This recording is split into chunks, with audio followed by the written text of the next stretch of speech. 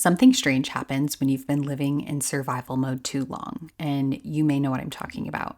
You still love your kids, you still get up, you do the dishes, pack the snacks, but something inside you feels different. And no one tells you this, but you can be a faithful, church going, Jesus loving mom and quietly begin to resent motherhood. In this video, I'm going to walk you through the 5 weird things that start happening when you're living in survival mode as a mom. And at the end, I'll give you 3 micro habits to pull yourself out. Seriously, the first micro habit will probably change the way you handle stress and triggers for the rest of your life. So please watch that.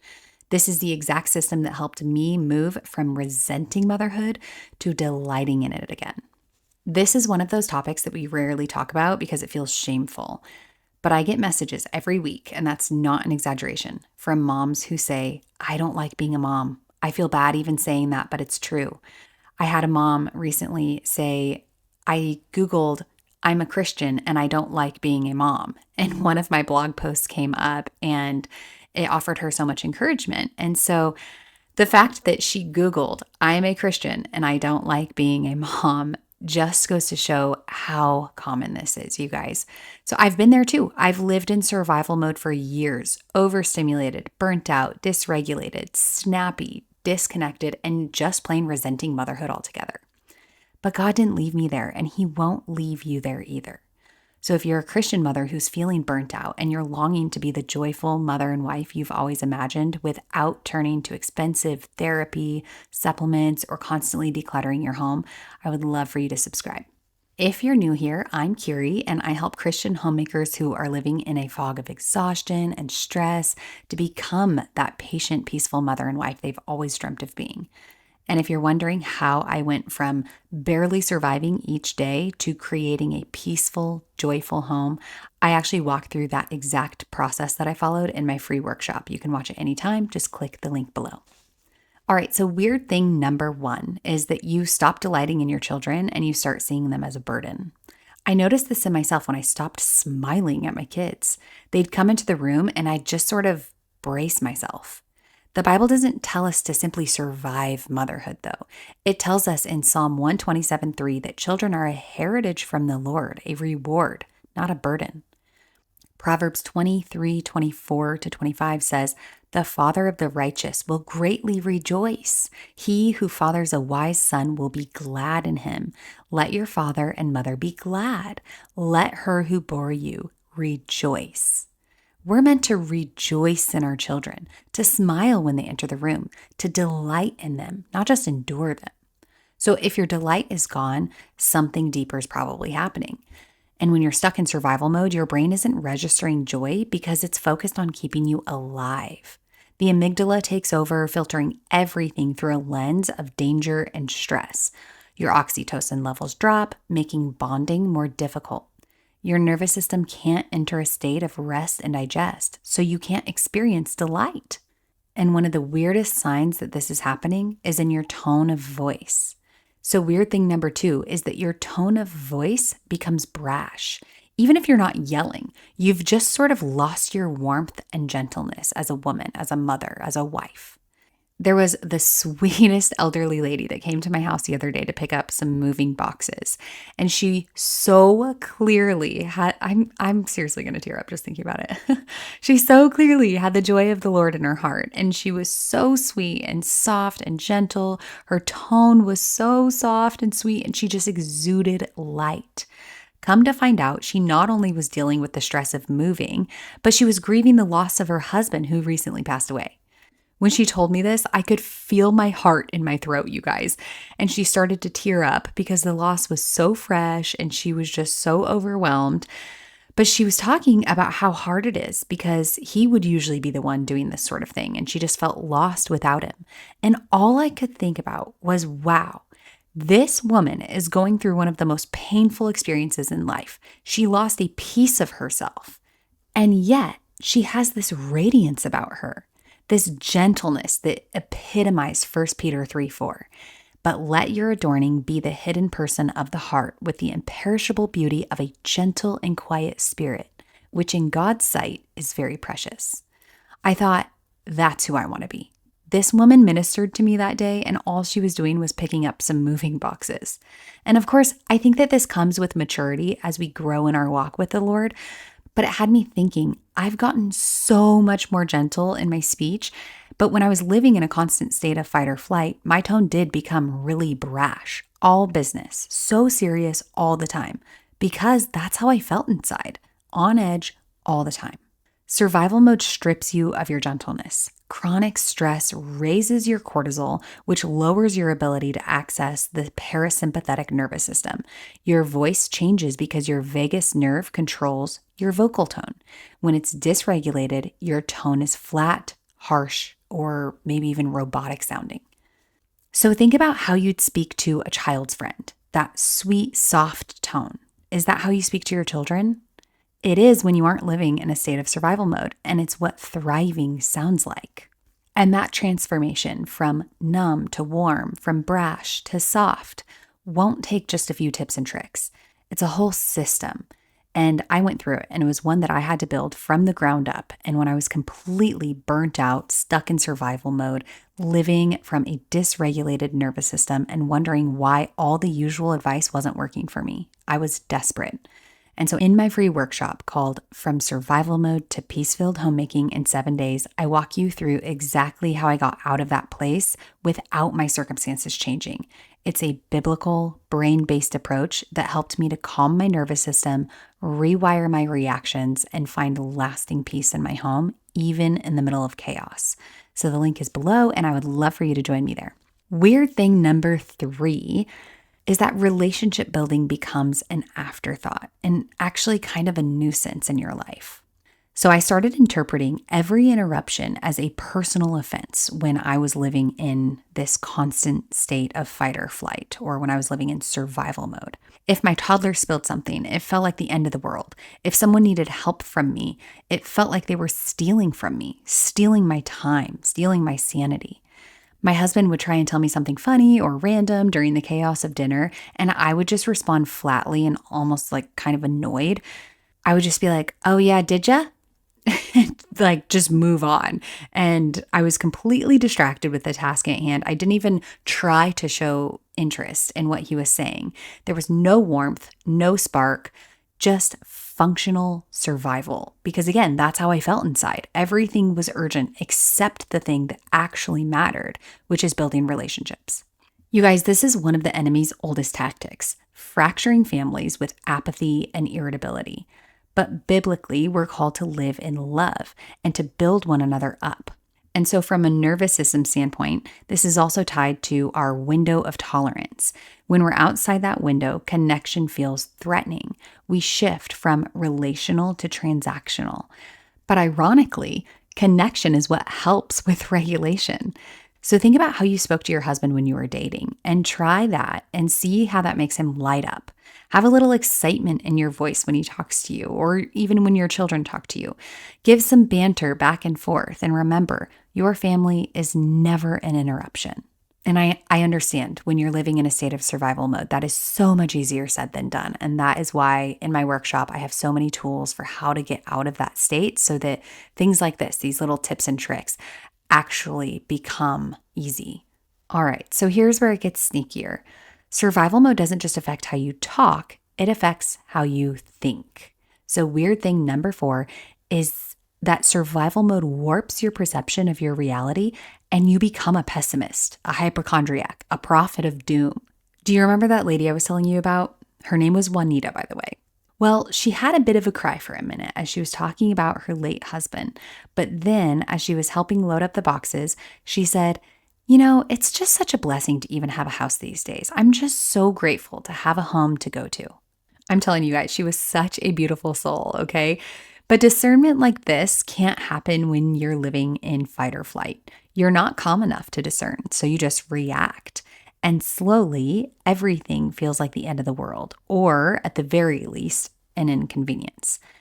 Your amygdala is on high alert all the time. Your hippocampus is foggy. Cortisol clouds your ability to assess danger accurately. And spiritually, when we're disconnected from the peace of God, we start walking by fear instead of faith. And that leads to one of the most painful, weird things that happen when you're living in survival mode. And that is weird thing number 5, you start to lose your personality. You lose your spunk, your playfulness. Before I healed my nervous system and when I was living in chronic nervous system dysfunction, I remember thinking one day, why would anybody like me? What do I have to offer? I'm not funny. I used to be funny. I'm not playful, but I know I used to be. And I started thinking about all my qualities that I used to have, that people used to love about me. People used to gravitate towards me, and I quickly made friends, and I had lost that. Or so I thought. Really, those traits were just buried under the mounds of stress that I was living in. And once I climbed my way out of that, they started to return. The fog lifted, and I started becoming the woman that my husband fell in love with again. My mom community started growing again, and I was making friends at the park, at the library, at church, Bible studies, even the grocery store. And people started gravitating towards me again. And I'm not saying this in a boastful way. I'm just giving an example. So survival mode makes you forget the softness you once had. Not because you aren't that person anymore, but because your body and your brain are trying to conserve. They're just barely surviving. You're not broken though. You're just burnt out. When you're under chronic stress, the prefrontal cortex, the part of the brain responsible for creativity and personality, goes offline. But as your nervous system heals, those parts begin to light up again. It's not gone. It's just sort of dormant. And the good news is that God designed our bodies to heal. So thankfully, burnout doesn't have to become a life sentence. So there's a way to rewire the whole landscape of your brain and to repattern the chronic stress response your nervous system has been living in. Your body may have been living in survival mode for a long time, and you may have lost some of your best qualities, but the Lord is so gracious and He can restore those years quickly. I find so much comfort in Joel 2:25. It says, I will restore to you the years that the swarming locust has eaten, the hopper, the destroyer, and the cutter, my great army, which I sent among you. Though that verse speaks specifically of locust destruction, it reveals something timeless about the character of God. He deals justly with sin. But when His people turn back to Him, He doesn't just forgive, He restores. He pours out blessing in such abundance that it not only covers the loss, it surpasses it. Even in the wake of regret and shame, His grace runs deeper still. And so this is the part that might be hard to hear. You cannot be a joyful mom if your thoughts are joyless. You cannot be a peaceful homemaker if your internal world is a war zone. And you cannot respond with love if you're feeding resentment, frustration, and fear. But here's the good news. You can change what you dwell on. You can train your mind to notice goodness, truth, and beauty, and you can be renewed. So I have 3 micro habits for you if you're in the trenches of survival mode right now. Micro habit number 1. This first one addresses your mind. You have to renew your mind. So I'm going to give you one of the tools that I have in my course, and it's called the Philippians 4:8 method of renewing your mind. I still do this to this day. Philippians 4:8 says, finally, brothers, whatever is true, whatever is honorable, whatever is just, whatever is pure, whatever is lovely, whatever is commendable, if there is any excellence, if there is anything worthy of praise, think about these things. It's helpful to memorize this verse, but I also suggest writing it down, even if you haven't memorized, and highlighting the 8, we'll call them thought filters in the verse, so you know exactly how to renew your mind. Those thought filters are true, honorable, just, pure, lovely, commendable, excellence, and praiseworthy.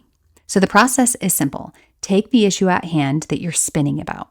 You know what I'm talking about. Maybe you're triggered about something, maybe you're upset about something, and your mind is just sort of spinning and you're kind of just thinking all doom and gloom about it. So let's take my example that I had recently. There was someone who recently copied my entire scripting of one of my videos, and one of you reached out to me to let me know. So sweet, by the way. But I'll be honest, I was spinning for a long while about it, and I knew that I had to renew my mind. So I tried my Philippians 4:8 method, and here's what I did. I took each thought filter and inserted a relevant truth about the issue at hand. For example, what about this situation is true?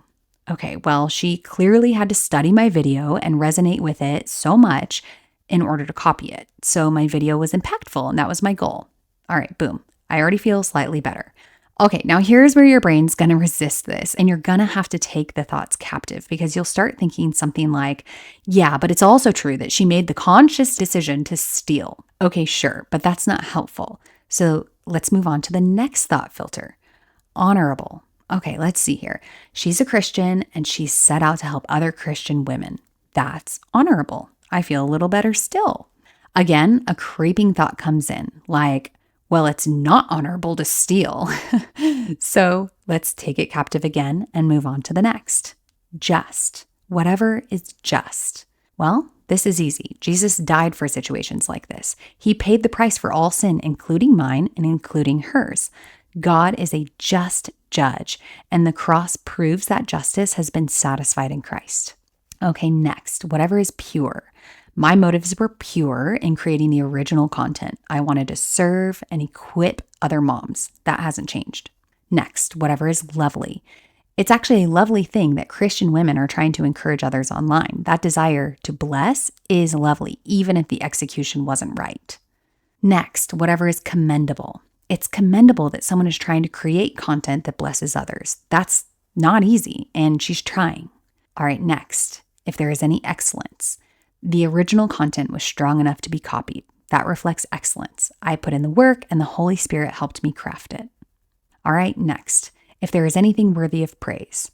God gave me the words. He gets the praise, and his word will always bear fruit, and he will be glorified through this. Wow, you guys, can I tell you how much better that made me feel when I did that? Let me tell you what this did. It was an active process of mind renewal that required me to take my thoughts captive during the entire process. And by the time I got to the end, I was so humbled, and the Lord totally broke down any pride that I had to begin with.